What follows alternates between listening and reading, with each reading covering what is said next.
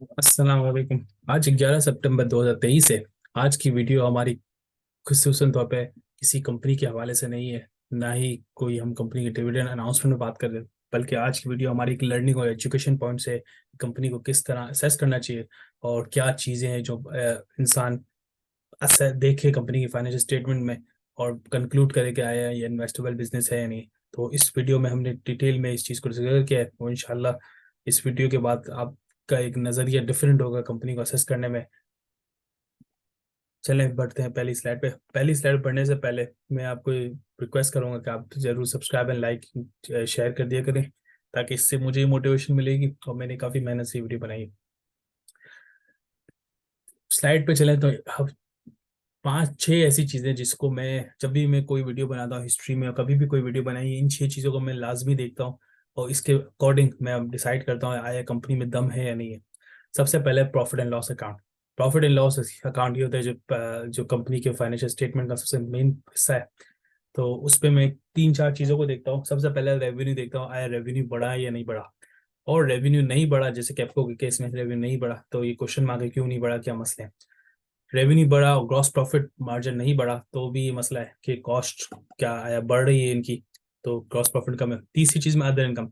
अब दुनिया की जितनी भी कंपनी है ना पाकिस्तान स्टॉक एक्सचेंज में, और जितनी भी अच्छी कंपनी है, इनका ऑपरेशन रेवेन्यू के अलावा जो दूसरी अदर इनकम होती है ना, जो ये इन्वेस्ट करते हैं अपने स्पेयर कैश को आया बैंक में रख के या लिस्टेड सिक्योरिटीज में या अनलिस्टेड शेयर्स में करते हैं, तो उससे कितना इनकम कमाया।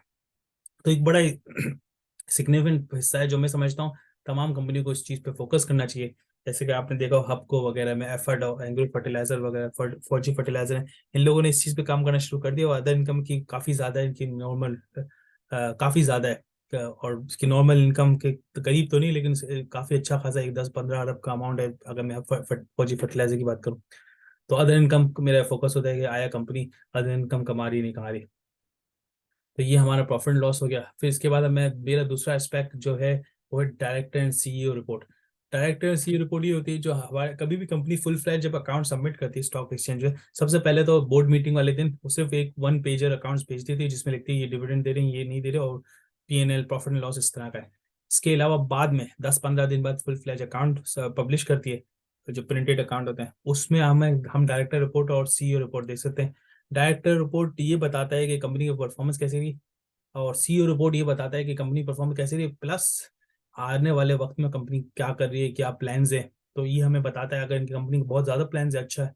जैसे कि मैं आपकी बात उसकी बात करूँ, हबको की। हबको ने अल्टरनेटिव रिसोर्स ऑफ एनर्जी और के बारे में बात करते मैंने पढ़ी थी, तो मुझे लगता है हबको एक अच्छी चीज़ है जो सीईओ ने पहले ही बता दी, और सीईओ का काम है ये बताना फ्यूचर आउटलुक क्या है।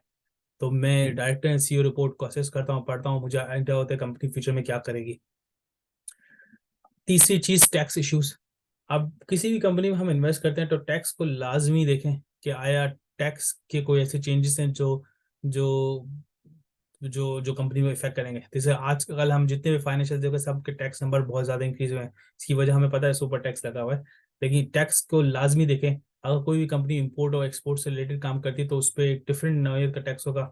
और तो इस टैक्स में समझता हूँ हमको नॉलेज होनी चाहिए किस कंपनी पे किस सेक्टर पे किस तरह का टैक्स लगता है। तो कोई भी कंपनी जो इंपोर्ट कर रही है माल, तो इंपोर्ट को रोकने के लिए जैसे ये Suzuki Pakistan Suzuki motor Honda cars ये सब बाहर से माल लाती है, तो इन पे एक अलग ही टैक्स है। तो इस सेक्टर में इस तरह के सेक्टर में इन्वेस्ट करें आपको सेक्टर की टैक्स की नॉलेज होनी चाहिए। और अगर इम्पोर्टेड कोई भी कंपनी में इन्वेस्ट करना जो इम्पोर्टेड से रिलेटेड नहीं करती, तो फिर हमें उसमें टैक्स की कॉम्प्लिकेशन नहीं होगी, वही टैक्स होगा जो सब पे है, जैसे सुपर टैक्स सब पे लग रहा है पर्टिकुलर टर्नओवर पे। तो इस तरह टैक्स की मामला पता होना चाहिए और इसकी बेसिस पे असेस करते हैं कि आया करना नहीं कर। रिसेंटली गवर्नमेंट ने लॉन्च किया था कि बिजली की मतलब लॉन्च नहीं किया, अभी ये अंडर डिस्कशन है कि इलेक्ट्रिसिटी की शॉर्टेज बहुत ज़्यादा है, तो रिन्यूएबल एनर्जी चाहिए, सोलर पैनल वगैरह इस तरह की कंपनियों को प्रमोट करेंगे कि बगैर टैक्स के आप कमाएं 203 साल, ताकि ये सोलर पैनल पूरी पब्लिक को पहुंचाए। तो इस तरह के अगर कोई टैक्स का मामला पता होगा तो भी आप उसमें इन्वेस्ट कर सकते हैं। नेक्स्ट चीज कैश पोजीशन। कैश पोजीशन मुराद ये है कि क्या है कंपनी के पास कैश है नहीं है लॉन्ग टर्म और शॉर्ट टर्म लाइबिलिटीज के लिए, आने वाले 12 महीने की लाइबिलिटीज के लिए। इससे ये अंदाजा होता है अगर कैश सफिशिएंट है, और तो हम ये जज कर सकते हैं आया इसके डिविडेंड आने वाले वक्त में डिविडेंड अनाउंस करेगी नहीं करेगी। अगर मिसाल के तौर पर हिस्ट्री में डिविडेंड देती आई है और कैश नहीं है, तो हमें अंदाजा हो जाएगा भाई कि ये शायद डिविडेंड कम अनाउंस करें या नहीं करें। तो इसलिए मैं कैश पोजीशन को लाजमी देखता हूँ। आया ऐसा तो नहीं हमेशा नेगेटिव कैश ही चल रहा है उसका, या कम से कम कैश पड़ा हो और कुछ भी नहीं। और कैश में शॉर्ट टर्म डिपॉजिट भी आते हैं, जैसे कि आपको याद होगा कैप्को की फाइनेंशियल्स में शॉर्ट टर्म डिपॉजिट इनके अच्छे खासे हैं। तो इसकी वजह से इनके पास एक कैश, तो वो शॉर्ट टर्म डिपॉजिट इन्वेस्ट होते हैं और वो पैसा बना के देते हैं। तो वो एक इंडिकेशन है, अगर कंपनी में हालात खराब है तो वो शॉर्ट टर्म डिपॉजिट को कैश करा सकती है। तो कैश पोजीशन से मुराद ये कि ये चीज नोट करनी चाहिए कि कैश पोजीशन अच्छी होनी चाहिए। सीजनल इम्पैक्ट से मेरा मुराद ये होता है कि मैं कंपनी किसी भी कंपनी में इन्वेस्ट करता हूँ, मैं देखता हूँ सीजनल इम्पैक्ट क्या पड़ेगा। मिसाल के तौर पर सीमेंट सेक्टर है, हमेशा Q4 में चलता है क्योंकि डिविडेंड भी देता है, और सीमेंट का सेक्टर इसी तरह का। पावर सेक्टर पूरी दुनिया में गर्मियों में पावर सेक्टर चलता है और सर्दियों में नहीं चलता।